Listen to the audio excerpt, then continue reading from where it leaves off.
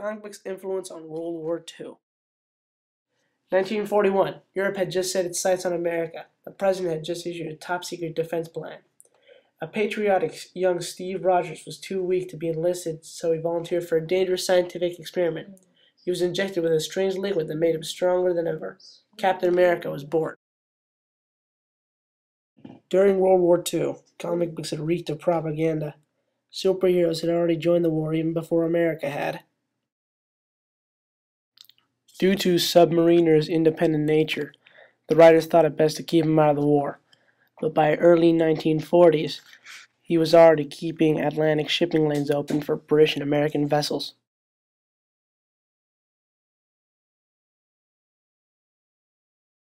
In the realm of comic books, the United States itself becomes a battleground.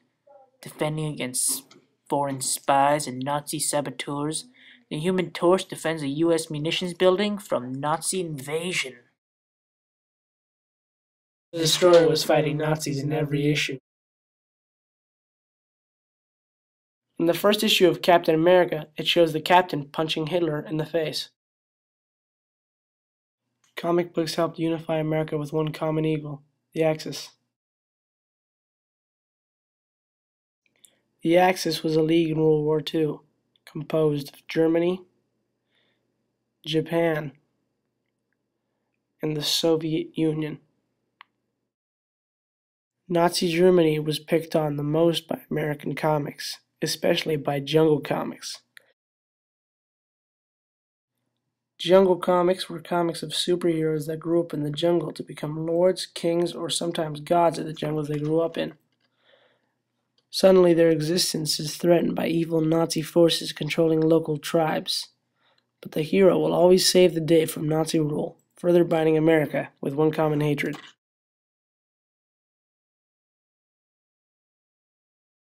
Comic books weren't just used for spreading hatred, however.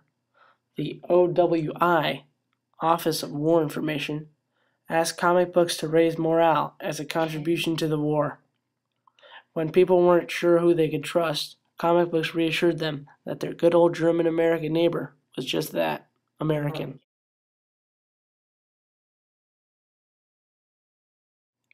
Comic books were a huge help in funding the war. It was a huge source of entertainment, so there was a lot of people buying comic books. 15 million comic books were being sold each month in 1942, and by December 1943, it had advanced to 25 million. It wasn't just the comic books that were selling. The heroes themselves were helping fund the war. Superman asked people to donate to the Red Cross, a Swiss-inspired organization that aided injured soldiers.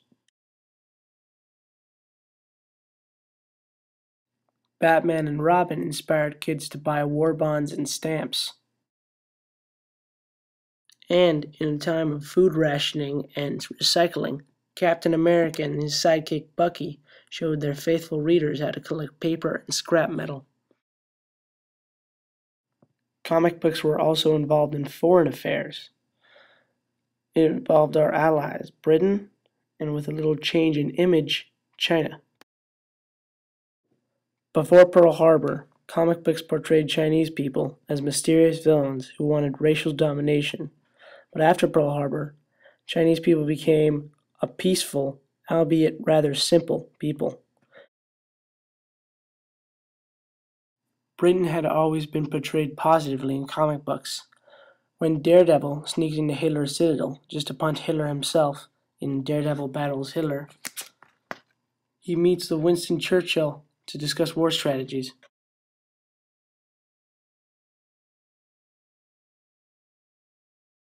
Even though comic books have positively influenced American politics, there has been negative influences as well.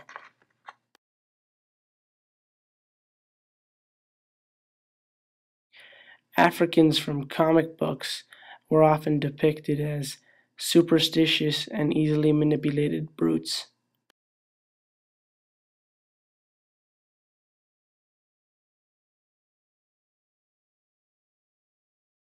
In Daredevil Battles Hitler, the Royal Navy sinks an Italian fleet which, brings a clownish Mussolini to tears. After Pearl Harbor, Japanese people were fitted with disgusting stereotypes. Comic books have positively influenced American politics during World War II, even though there have been some negative influences.